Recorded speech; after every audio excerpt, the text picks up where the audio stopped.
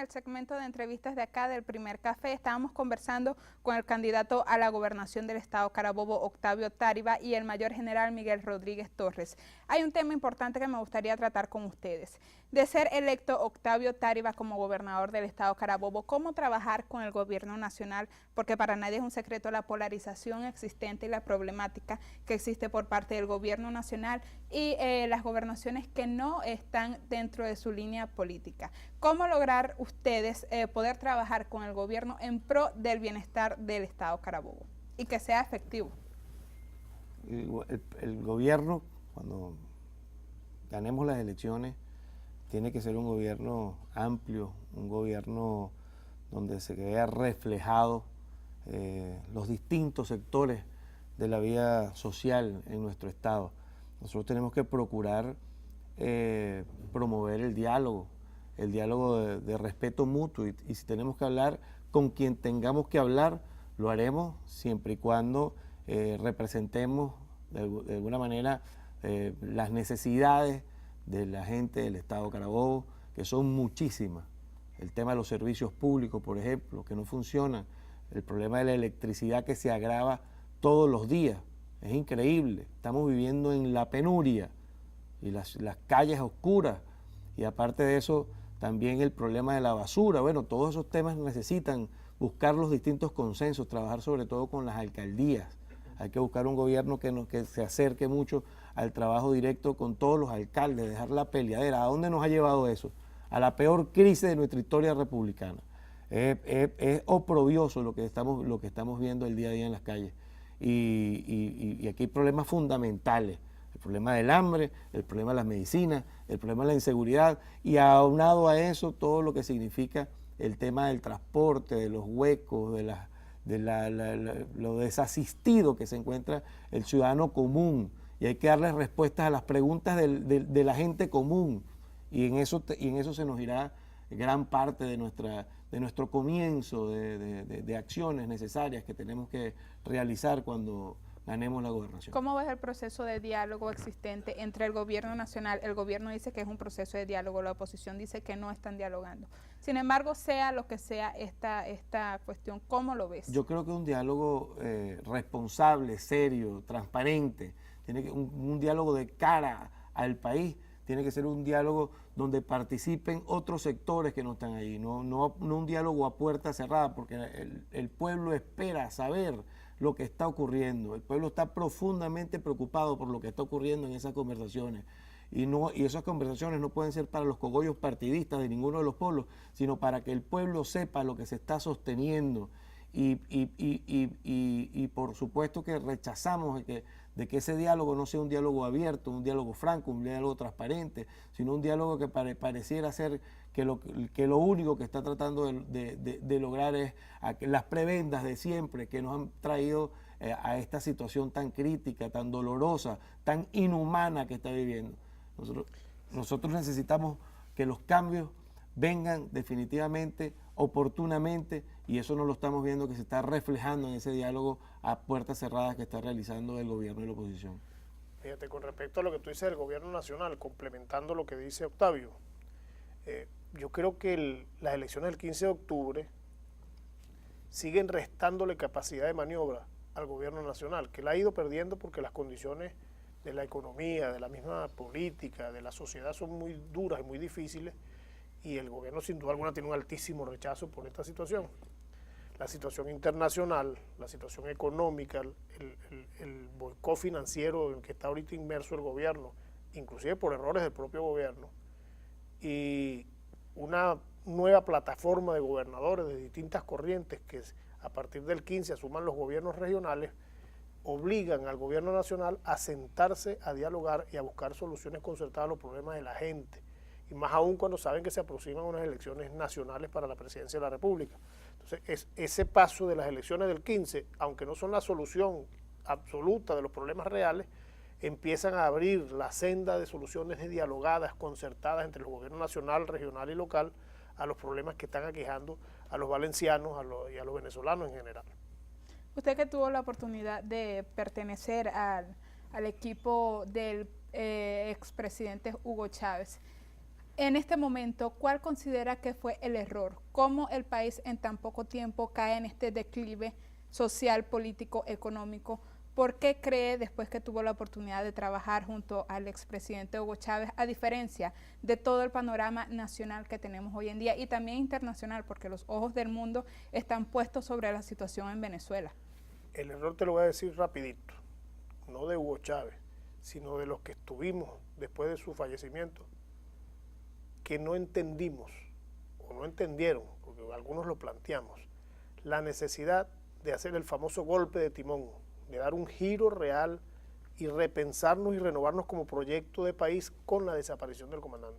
Porque el liderazgo del comandante indudablemente, te aseguro que no estuviese el país en las condiciones que está ahorita, porque tenía la capacidad para negociar, para resolver. Él era un líder valiente, él reconocía sus errores, se autocriticaba, votaba a los ministros, entendía la situación y se conectaba con la realidad.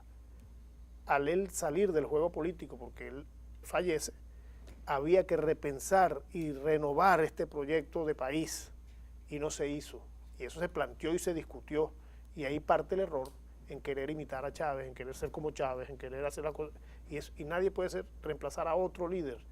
Tuvo que tomarse decisiones en la economía, había que tomar decisiones en lo político, había que abrirse a un gobierno de mayor amplitud porque ya no había ese liderazgo regio de Chávez. En fin, había que dar un giro completo a la política nacional y los líderes así no lo entendieron. Entonces nos han llevado a esta situación en la que estamos hoy. Sin embargo, fue el mismo comandante Hugo Chávez el que le pidió al país que si él no estaba, votaran por Nicolás Maduro en unas elecciones presidenciales. ¿Sería esto un error? Analizando la situación en la que se encuentra el país. Chávez le transfirió a Maduro una misión, más nada. Él no la ha podido cumplir. Él no le transfirió sus habilidades ni sus capacidades, le transfirió simplemente la misión. Bueno, lamentablemente no ha estado a la altura de la misión que se le fue dada. Con relación a la situación nacional, sabemos que han recorrido en su caso varias ciudades del país. La situación productiva de ciertos estados llaneros es también muy crítica por parte del movimiento Desafío de Todos que proponen en los diferentes estados del país y cómo tratar de salir de la difícil situación económica que es la que más está golpeando a la población venezolana, hablando en términos generales. Mira, la situación del campo, yo soy productor agropecuario, es bastante compleja, difícil y lamentable. Yo creo que no se han sembrado más de 400.000 hectáreas de maíz. Eso a lo sumo alcanzará para 3 meses de consumo. Eso obliga a que sigamos dependiendo de las mafias importadoras que se han hecho multimillonarios con el negocio de la importación de alimentos. ¿Eso cómo se corrige? Solamente con voluntad política. Con sentarse con los productores y decirles qué necesitan ustedes para el próximo ciclo de siembra y empezar con tiempo a preparar todo para que se siembren todas las hectáreas necesarias de maíz blanco, de maíz amarillo, de sorgo, para producir nuestros propios alimentos de caña. Nosotros tenemos que sentarnos directamente con los productores, reactivar lo que en un tiempo Agropatria quiso hacer y no ha podido hacer, que tengan los insumos, que tengan los agroquímicos, que tengan las semillas a tiempo y directamente con ellos resolver nuestros problemas y acabar con las importaciones. Nosotros no podemos seguir siendo un país importador porque todos los días se vocifera que tenemos que diversificar la economía, que la economía rentista nos está matando, pero cada día tomamos más decisiones para ser más rentistas cada vez y más importadores, más una economía de puerto. La solución de este país está en 2 cosas. En la educación de calidad, escuelas de 2 turnos, escuelas integrales y trabajo, producción. Esos son los 2 pilares con una institucionalidad bien formada que nos pueden ayudar a salir y a desarrollarnos y a llegar a otro nivel, llevar a Venezuela a otro nivel. Antes de culminar, me gustaría hacerle la siguiente pregunta. ¿En qué momento se da cuenta y dice, mira, ya aquí hay problemas en lo que es el gobierno nacional, yo quiero apartarme, yo quiero ofrecer otra cosa, de reconocer los errores que se han estado cometiendo desde el gobierno nacional? ¿En qué momento y por qué? Y si todavía se considera socialista. Mira, porque cuando uno ve que uno presenta análisis prospectivos de lo que va a ocurrir y no se hace nada, uno se asume entonces que hay irresponsabilidad también en la gestión. Porque cuando se dice viene una crisis económica muy dura, va a pasar esto, va a haber escasez, va a haber hiperinflación, va a haber tal cosa, y no se toman las decisiones que hay que tomar, uno no se puede hacer cómplice de eso. ni se puede hacer el loco porque tenga algún interés de mantenerse en un cargo. A mí no me mueve, el interés que me mueve a mí no es estar en ningún cargo. Desde el 2013 se le está diciendo al gobierno, desde adentro y desde afuera, que hay que resolver el tema cambiario. Entonces, el culpable del problema económico es el imperio, los empresarios, son los pelucones, todo el mundo es culpable, pero el gobierno nunca tiene culpa de nada, ¿no? Entonces, hay que asumir el liderazgo con valentía y reconocer los errores. Y yo me gustaría trabajar con líderes valientes, capaces de reconocer sus errores y corregir. Entonces, por esas cosas que yo decidí hacer tienda aparte, empezar a proponerle al país una alternativa distinta, con una nueva ética política donde la política no sea un campo de batalla, donde tenemos que eliminarnos unos a otros, sino un campo de negociaciones, de acuerdos, de diálogo, donde lo que prevalezca sea el interés común, donde prevalezcan los intereses de la gente por encima de los intereses de los partidos. Esa ética todavía? política. ¿Perdón? ¿Socialista? Mira, yo soy un soldado bolivariano, robinsoniano, nacionalista, y así fui formado en la Academia Militar. Muchísimas gracias por acompañarnos. Fue el Mayor General Miguel Rodríguez Torres y Octavio Táriba, candidato a la gobernación por el estado Carabobo del movimiento Desafío de Todos. Gracias por acompañarnos el día de hoy.